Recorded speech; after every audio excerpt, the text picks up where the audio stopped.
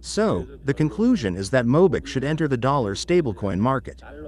Because we can do it? That's the second issue. Right now, that market has opened wide.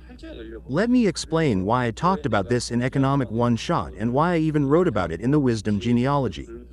A dollar stablecoin is the representative of real-world assets, RWA. There are two killer applications that blockchain has created so far. One is Bitcoin, and the other is the dollar stablecoin. Only these two have been proven. Now, how should we look at Ethereum? Ethereum is a smart contract platform and a token factory, but it hasn't been proven yet. That's one of the reasons Ethereum is struggling. Among those unproven technologies, Ethereum is the most advanced, but the question remains. Is it really necessary? And we still don't have an answer to that. We all know what Bitcoin is used for. The only debate is how much it will expand. We also know what dollar stablecoins are used for. But when it comes to Ethereum, there's still no clear answer. People ask, what's the point of making boring monkey pictures? Right? Of course, that's not the ultimate purpose. Eventually, all these technologies will be used for something. Why dollar stablecoins? There are many reasons, but you only need to know one key reason. The Trump administration is taking office next week. Now, this isn't 100% certain, but I'd say there's about a 90% chance that they won't try to block dollar stablecoins. They might not actively promote them, but they'll likely allow or tolerate them. That's because the US dollar is in crisis.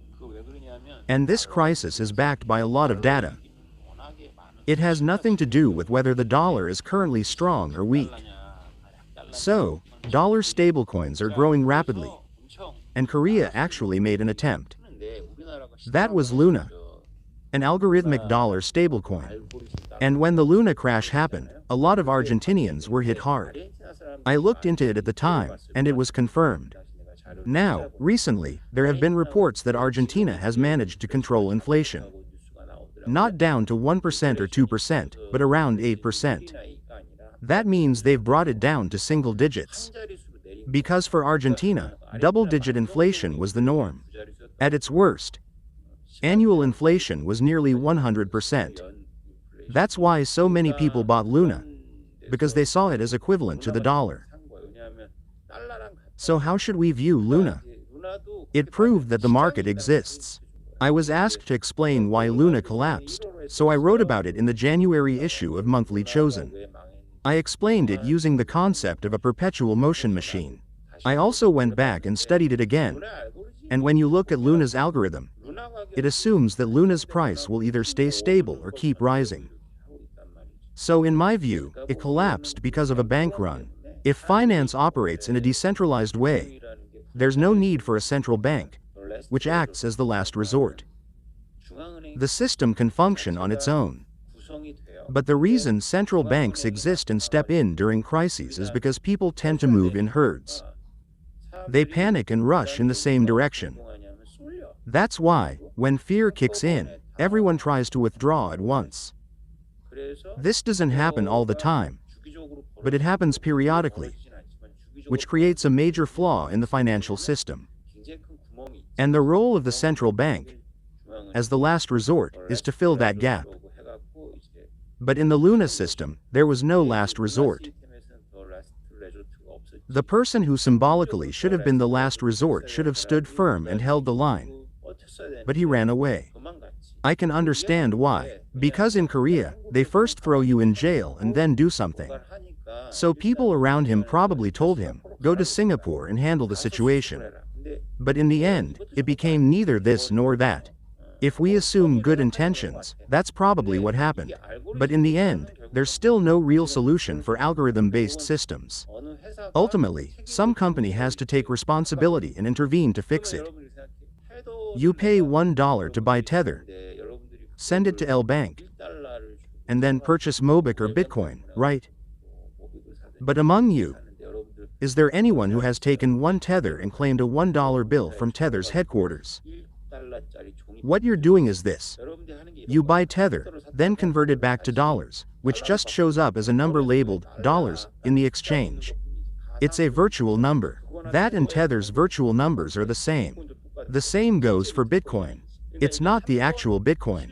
Once trust is established, there's no need to go and claim it. Because no one bothers to claim it, moral hazard arises. From Tether's perspective, they've issued tokens worth hundreds of billions of dollars and hold an equivalent amount of dollars in reserves. Since users aren't requesting redemptions, Tether doesn't maintain a one-to-one backing for all tokens. Instead, they invest in riskier, high-yield assets. However, these assets can be volatile, leading to potential losses. While stable investments like government bonds offer modest returns, Tether's reserves aren't entirely composed of such bonds. Consequently, Tether faces ongoing scrutiny.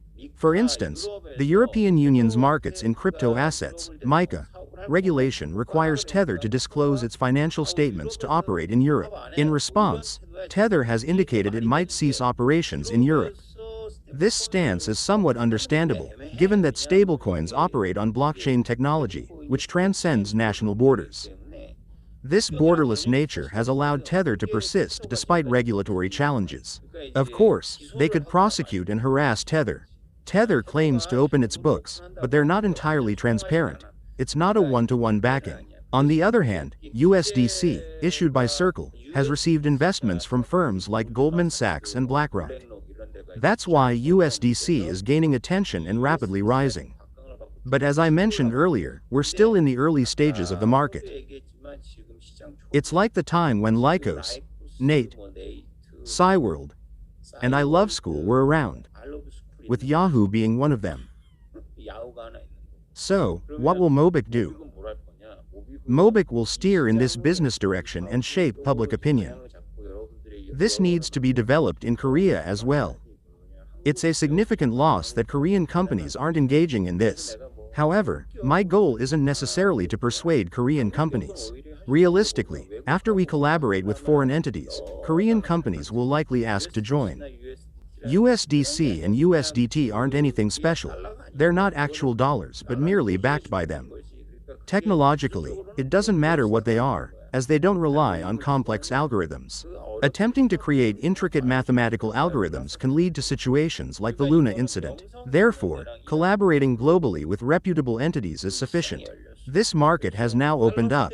Having identified the dollar stablecoin market, it's time to move forward. We're latecomers. We'll partner with reputable companies or organizations, let them take the lead, and we'll assist them. Now, we're setting our direction. We're entering the dollar stablecoin market. Why the dollar stablecoin market? It's related to the current international situation. The dollar is the universal asset, not Bitcoin.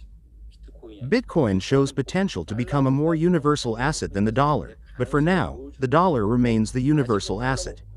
Global citizens, when abandoning their own currencies, ultimately turn to the dollar. But it's not about physical dollar bills. Any trustworthy representation of the dollar suffices. That's what a dollar stablecoin is. South Korea's current political difficulties stem not only from issues created by its politicians, but also from being in a transitional period. Even the United States, the core of Western capitalism to which we are closely tied, has experienced internal conflicts over the past 8 years and has yet to stabilize. This instability affects us as well. Consequently, a promising market in Korea is the emigration sector. Emigration isn't necessarily negative. Think of it as a diaspora rather than an escape. It's not bad for Koreans to spread worldwide. Teaching Bitcoin, Mobic, and paper wallets to those planning to emigrate or study abroad is highly beneficial.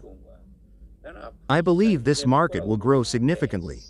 While it's already substantial, there's potential for more formal development.